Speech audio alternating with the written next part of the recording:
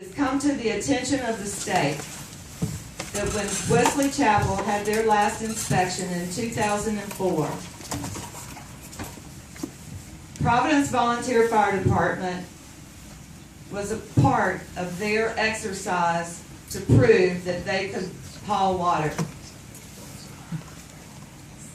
So now that they are moving in without the apparatus of 32 that supported that inspection, this is one more thing, just one more item of uncertainty, and one more item that the Department of Insurance will have to look at. How does this affect automatic aid? And what I'm speaking to specifically is that 2 independent companies are required, as I understand, to respond to a fire call. Were Mr. Summey and Mr. Hill able to speak, I think they would confirm that fact. However, a spokesperson for the State Department of Insurance, Carrie Hall, is quoted as saying the availability, non-availability of automatic aid resources is the factor evaluating a district's rating. So yes, it is possible that the changes being considered could affect neighboring fire departments. Automatic aid resources usually go both ways, with both departments helping each other. If one is no longer able to assist the other at the same level, it can affect the rating of the requesting department, unquote. Here's what this means. If two departments, when you have a fire call, 2 departments are called to that location, it is required by the state that 2 separate companies come. So as status quo, Providence responds to a fire call in the town of Weddington. And then Wesley Chapel, either 26 or 31 responds. That's 2 different companies. Once Wesley Chapel were to have control of Hemby Road, then if there was a fire at my house, common sense would say that 32 and 26 would be toned. But that doesn't meet the requirements. So on the automatic aid, you're going to have to include another fire department, which means they have to move further out of road miles and obviously response times. So it's just one other area of uncertainty and no guarantees. How could this affect homeowners' insurance premiums? Can you guarantee increases, decreases, or even status quo on the rating before actually coming to survey the department and district? The Department of Insurance, if they were able to speak, would tell you that they, number one, they are elected by the people and serve the people. There is no bias towards fire departments, nor counties, nor local government. They are elected and serve the people. They are here to look after the people. They cannot give, they will not give an opinion or suggestion as to what any municipality or county should do. What they are tasked to do is come in after the fact and rate what that municipality or county has done. So it's kind of like Pelosi when she said, we're going to have to vote on the bill to see what's in it. We are going to have to wait until the change takes effect to find out for sure what the rating will be with the Department of Insurance. That's how it works. There is no guarantees. There is nothing anyone can say or do to say that your homeowner's insurance will or will not go up before that survey after the fact. Other uncertainties include ownership of the building at Hemby Road. The action plan that was submitted by Wesley Chapel to the state says In addition to the action items listed above, the department, a private nonprofit organization, will acquire ownership and the deed of the real property located at 5025 Hemby Road, Fire Station number 32. The town of Weddington will not retain ownership of any real property as part of this contract for service. So under this scenario, $1 million asset will be donated or sold. Obvious, it would be transferred from the town's books. This is another example of the public not being informed. It appears this council is prepared to spend $750,000 penalty for no-cause cancellation of Providence's contract. This council has said yes, then no, and now it's obviously yes again. The language of the contract with Wesley Chapel takes back the promise of a cap on increases. The promised words and the actions do not match. The dates of the contract begin the date of signature. So I wonder, how can you have two companies contracted for the same district at the same time? Quick math showed that $175,000 would be spent should Wesley Chapel sign immediately to fund both departments, and obviously that will negate any savings. On April the 14th, the County Fire Commission held a meeting and made a recommendation. Can y'all still hear me? Yes. Yes. On April the 14th, the County Fire Commission held a meeting and made a recommendation to the county commissioners to not implement a countywide fire tax for this year's budget, to instead create a committee of stakeholders, firemen, citizens, and county officials, to report back their recommendations. On April the 20th, the Board of County Commissioners had a special meeting to discuss countywide fire service model. They received what the Fire Commission had recommended. They listened to the firemen, citizens, and even Council Member Mike Smith pleaded with them to slow the process down. The message they heard loud and clear was not to put the cart before the horse. Bring the stakeholders to the table. Be clear and transparent with the citizens and get community support.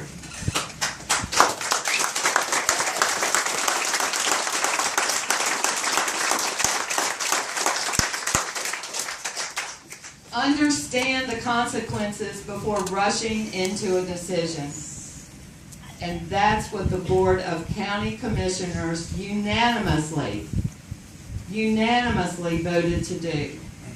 They are creating a committee to bring back their recommendations by January 15, 2016 for a plan to be implemented July 1st, 2016.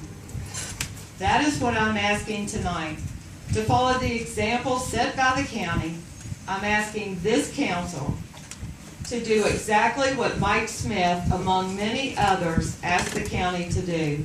How can you ask the county to do something you're not willing to do in your own municipality? This council in January promised if consolidation was not achieved, we would stay status quo even if it meant raising taxes. That is not what is happening. This council promised staffing of 4 certified, 2 of which would be EMTs, 24/7, 365. That is not a part of the contract. This council has promised no decline of service. With decrease of staffing and apparatus, that is obviously not true. This council has promised and taken back. I'm not promoting any specific solution to fire service. This is bigger than one fire department and certainly bigger than any one person. The effects are far-reaching and in many cases, not all have been realized. All solutions should be considered. All stakeholders should be brought to the table. An impact study group to work with the state and the county We don't know how we will fit into a countywide fire service. Would it not behoove us to stay status quo until we do? The state has already agreed to work with us for a change effective July 2016. Would it not behoove us to slow this train down until we can gain more positive assurances regarding increased insurance premiums? Do we owe it to the citizens to present all the facts and feedback from them?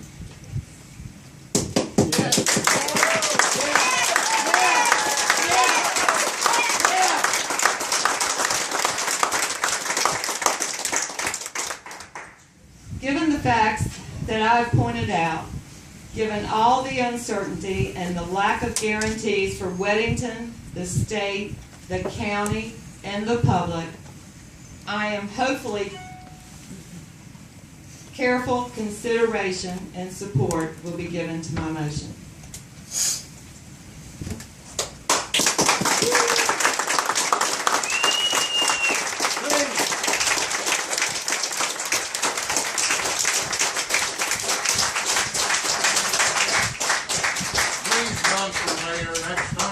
You won't be elected.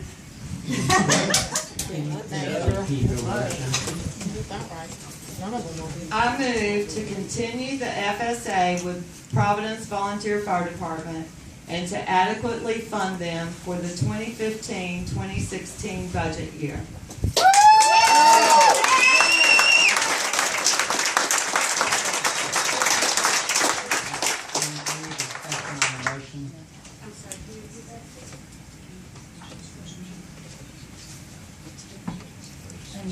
Mr. Mayor? No. I wanted to make a motion.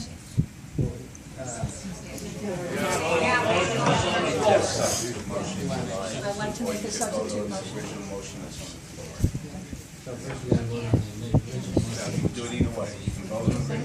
Can't hear what you're saying. Quiet in the audience, please, so they can talk. You can vote on the original motion that's on the floor made by Councilman Hatley, or you can have a substitute motion. If you have a substitute motion, the substitute motion gets voted on first. What's Robert's rules of order? Read them. First, I'd like to thank Mr. Sunny and Mr. Hill for coming. I am surprised because both the mayor and I have reached out multiple times and have gotten very little support from either one of you. Read their letters. We got the email! No, I've done better. I've done a Freedom of Information Act to get all the information. Quiet I in would the like to audience. make a motion that we dissolve the FSA with Providence Fire Department. I make a motion to get you out of council. I second that. Quiet in the audience. So the motion is to dissolve or direct town attorney Right. to take steps to dissolve FSA with the I can repeat what I understand the motion to be then. As I understand, the councilman's substitute motion would be to authorize the town attorney to prepare a notification to terminate the FSA with Providence. I think implicit in that motion would need to be a determination and finding by the council that the assurances that were provided by the Providence Volunteer Fire Department are not adequate for the council's consideration. Okay, so we have a substitute motion on the floor. Speak up, can't hear you. We have a substitute motion on the floor. I think everyone understands it. So all in favor, say aye. Aye. All opposed? Nay. Motion passes. Okay. No, that motion carried, so I'm sorry, that motion carries. you do not need to vote on it. You give me the number for substitute motion, please. Okay, I just can't. Quiet, please. There's still business going on. I do want to make one clarification. Councilwoman Pam Hadley said that insurance rates would not go up. And yet, if you go out to the Department of Insurance, the State Department of Insurance, effective June 1st of 2015, voted on by Wayne Goodman in December of 2014, the insurance rates for every county went up. Not every county. I actually have a whole list. So, for instance, Rowan County and Cabarrus got a 19% increase in their insurance rates. That's what the insurance carriers can now charge people in those counties. We were lucky in Union County, it's only 0.2%. But to say we're not going to get an increase when the state has granted all the insurance companies an increase is not exactly correct. Additionally, one of the items that was out there, which I found very interesting, is insurance companies can increase your insurance rate if your FICO score goes down. So I don't want to mislead the citizens that their insurance rates won't go up. In 2013, overall, 7% our insurance rates went up. Granted by the Not because of the fire hall. Quiet in the audience. There's business going on. All right, stop. Until it quiets down, please. There's no sense. If you're going to be cursing in the audience, you need to leave.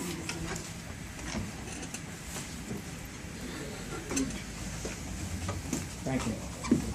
No one wants to hear it, unless it's from Ms. Hadley.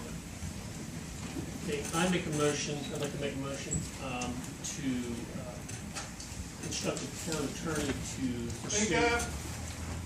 I would like to make a motion to instruct the town attorney to pursue a contract with Wesley Chapel upon termination of the current contract with Rob. Can I add something to that? Yes. Can we add as an addendum the letter that went out stating the 4 to 24-hour coverage? Yeah, the letter is, you Yes. couldn't get everyone to sign? Yes. that way? Yes, Um, because Wesley Chapel did sign it. So could we have that addendum put in? Yeah, I guess I would look to Anthony to put that, if there's one about that. Yeah, I think what you're doing is incorporating into the, and I assume what you're asking is to proceed with the FSA with Wesley Chapel Volunteer Fire Department. FSA would incorporate the letter that you referenced, which spells out the staffing commitments that Wesley Chapel would be equally bound by. That's correct. That's correct. I can read it if that helps. You may want to read into the record. You also may want to, in finalizing the FSA with Wesley Chapel, state what the terms are in terms of compensation to be agreed upon. Okay, the letter we're talking about, there were 4 bullet points that we posted on the sunshine list to try and get some clarity around this. And that was, number 1, the Hemby Road station will remain in operation as it is today. Staffing will continue to allow 4 qualified firemen on each shift, 24/7, 365 as it is today. We put in brackets 2 EMTs. Quality and level of fire service will remain as it is today. Homeowners insurance rates will not increase as part of this process. And the contract amount with Wesley Chapel would be $699,465 a year, which is $58,288.75 a month, payable on the 15th of each month. We'll go back to monthly payment instead of quarterly. This contract will also include basically a cap. It says expenses cannot increase greater than the increase in the town's ad valorem tax rate. So if the tax rate for growth, as an example, goes up 3%, they cannot come back and say we want 10%. The contract also calls for, even though the letter we're putting on there talks about same level of service, it also calls for, I'm looking for it in the email the council has, it, maybe they haven't signed it, where it talks about a level 6 rating or greater. It's an annual automatic renewal contract.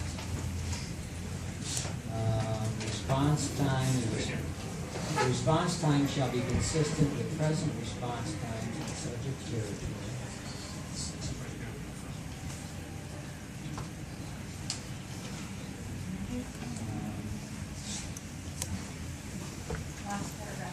Other fire department. Department shall maintain an insurance protection rating of at least a 6 for all property within the town and determined by the North Carolina Department of Insurance. And some of the other stuff is boilerplate, maintenance, that's the responsibility of the fire department. Some of the other legalese, assumption of responsibility, theirs, not ours. Non-discrimination.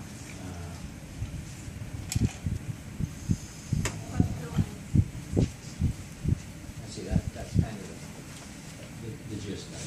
Mayor, can I just make one point of Yeah. clarification? I think you said that the rate wouldn't increase any more than the ad valorem tax rate, and it's the ad valorem tax base. Tax base, I'm sorry, yeah, that's a real good catch. Yeah, In that same line, talking about the cap, I believe last month you said that there would be a cap based on that ad val base. And then the first contract we received did have that in there. But now, obviously, the change has been the town will approve budget requests increase. The town will approve budget requests that do not exceed the percentage increase of the town's ad val tax base if requested by the department. The town may increase the annual funding for the fire services by a factor greater than the growth rate of the ad val should the town identify a specific need to do so.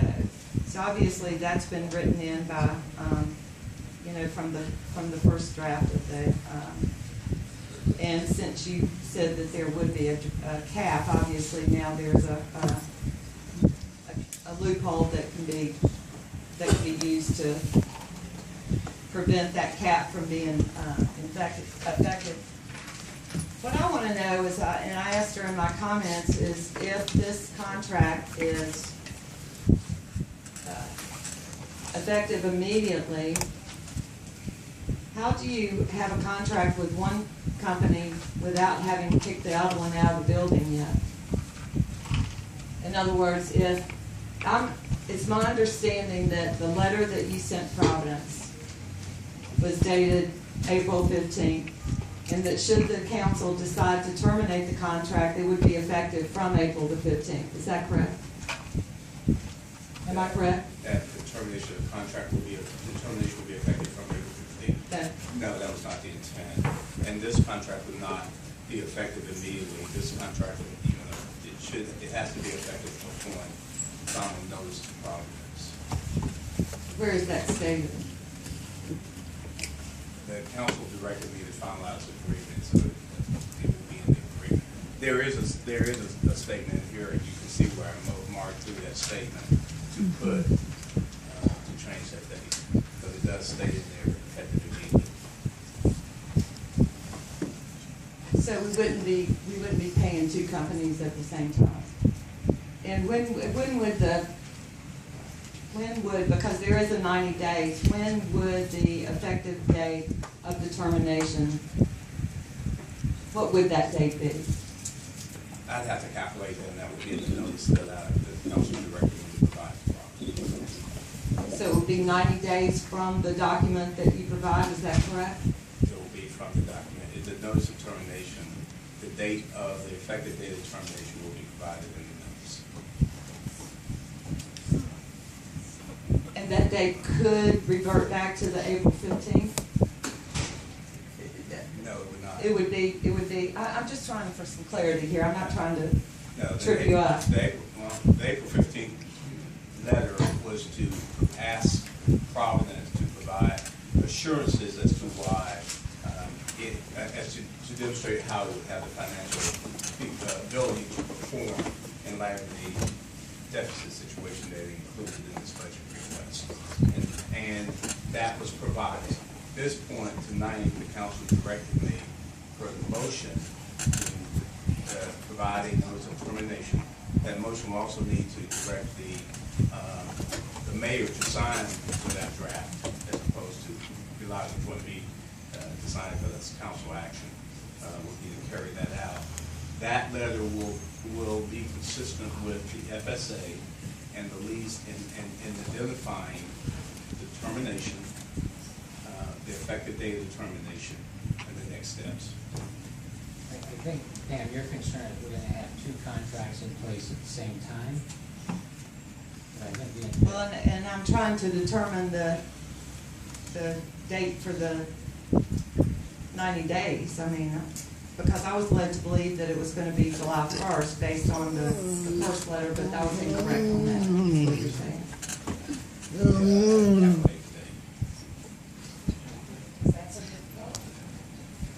Any other comments? So are you saying the addendum to the FSA would hold Wesley Chapel, would require them to staff 4 certified firemen, 2 of which were EMTs, 24/7, 365 at Hemby Road? Is that letter contractually? I think for my purposes, as a lawyer, I heard that those are certain terms that the council would like to see as commitments to Wesley Chapel. They mentioned a letter. As a lawyer, I might just incorporate those into the actual body of the FSA. So what you're saying is by signing the FSA agreement, Wesley Chapel would agree to the terms of any amendment or addendum to the contract. Is that what you're saying? What I'm saying is by signing the FSA, Wesley Chapel will agree to the specific terms contained in the FSA. If those terms are in the FSA, that will be a contractual requirement on Wesley Chapel. So no addendum would require them to adhere to it. I'm just, it's a real simple question. No. Well, you can do it by way of addendum and incorporate the addendum into the document by reference. It's just as effective as to put it in the document. But Okay, since that's right. we're in the formative stages of developing the document, my suggestion would be just to incorporate the wording of the document. Understood, thank you. Any other comments? All right, all in favor, say aye.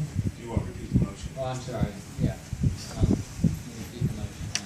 Yeah, I'd like to make a motion to instruct the town attorney to draft a contract, fire contract with Wesley Chapel upon termination of the contract with Providence, and with the addition that Councilwoman Harrison made about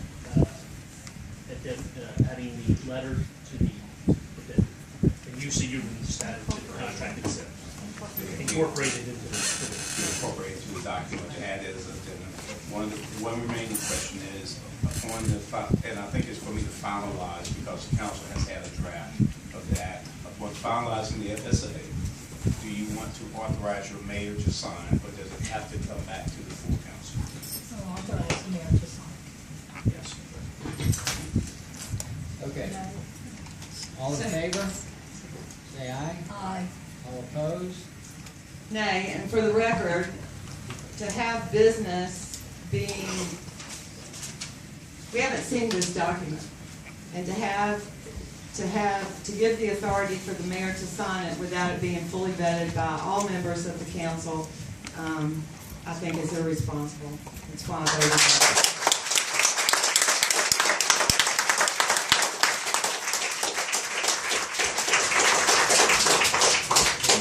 The contract was, the proposed contract was sent out to all council. And we get all Freedom of We're Information talking Act, about how about another that? draft, right? We're talking about another draft of a contract, right?